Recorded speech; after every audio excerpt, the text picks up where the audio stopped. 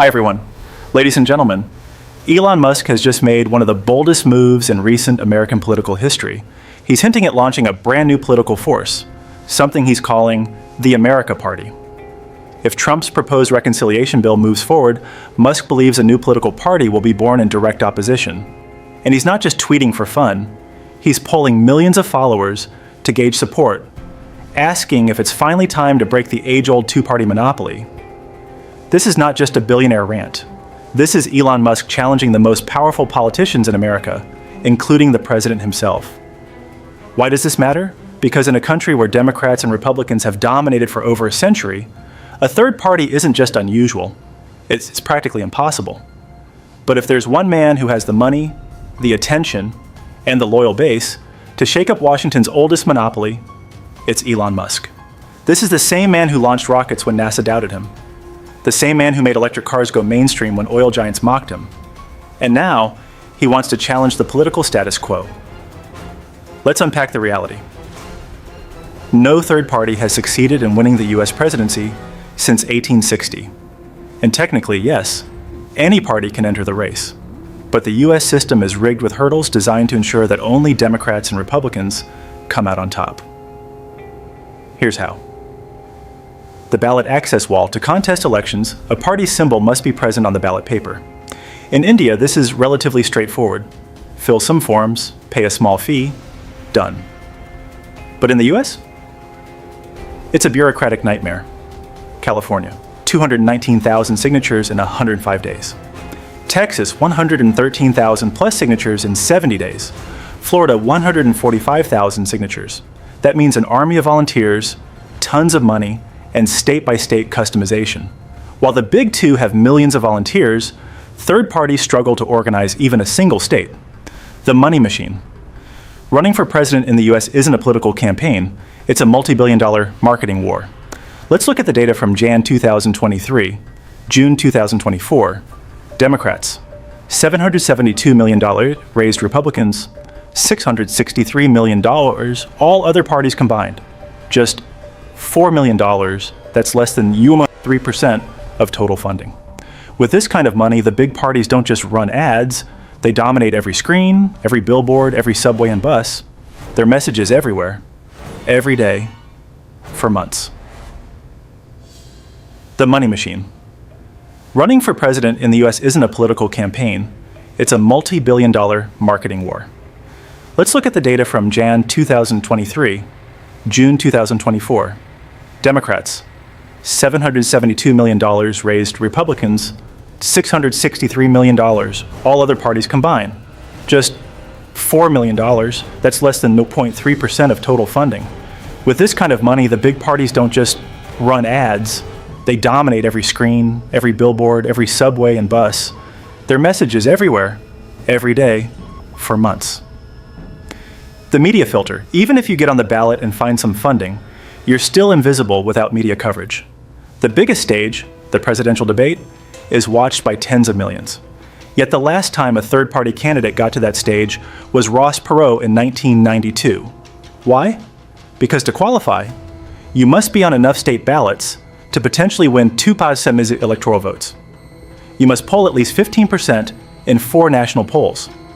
Even Robert F. Kennedy Jr., polling around 13% in 2024, didn't make it.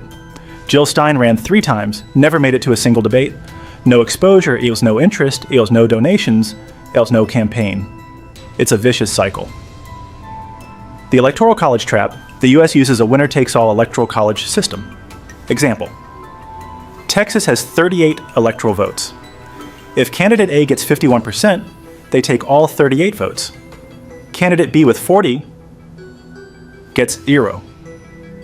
Compare that to India. Each state has individual seat elections. A party can win a few seats without winning the whole state. Small or regional parties still have a voice.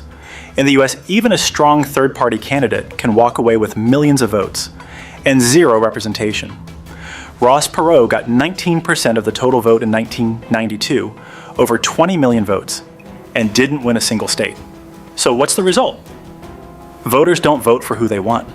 They vote strategically, because they fear their vote will be wasted otherwise. This psychological trap ensures most Americans stick to red or blue, even if they're unhappy with both. Now, the real question, if the system is this rigid, why is Elon Musk even trying? Because here's the truth. Americans want a third option. In 2012, only 50% of Americans said the two-party system was broken. By 2022, that number had jumped to 63%. That means 2/3 of the country is disillusioned with Democrats and Republicans. Why? Political polarization. Both parties have moved to their extremes.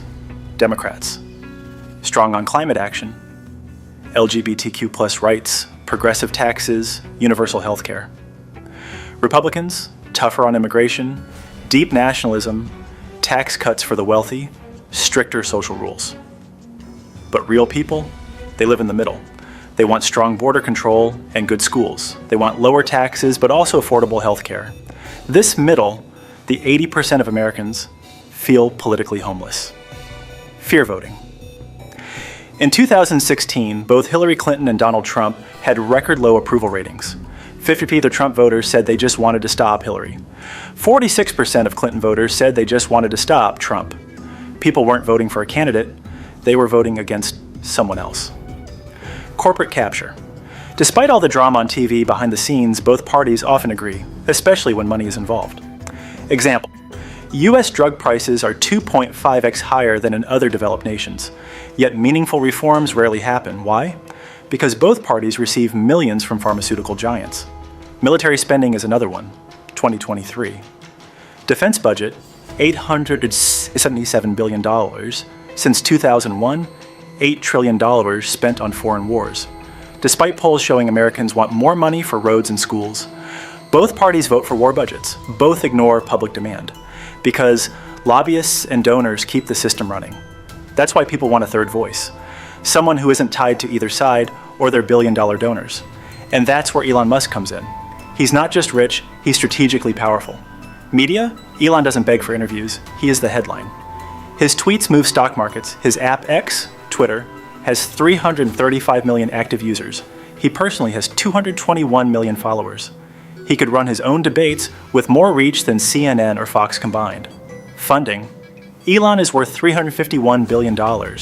He doesn't need donors. He can run a campaign with zero corporate influence. Ballot access? If he can build rockets and tunnels, he can definitely organize legal teams and signature campaigns. He builds like a startup, not a politician. This means for the first time in decades, a third party may not crawl, it could launch at rocket speed. But the biggest question remains, does Elon actually want this? Because if he does, America could witness a political revolution like never before. This is the story of a system built to prevent change, and the one man crazy enough to challenge it. Thank you for watching. See you in the next one.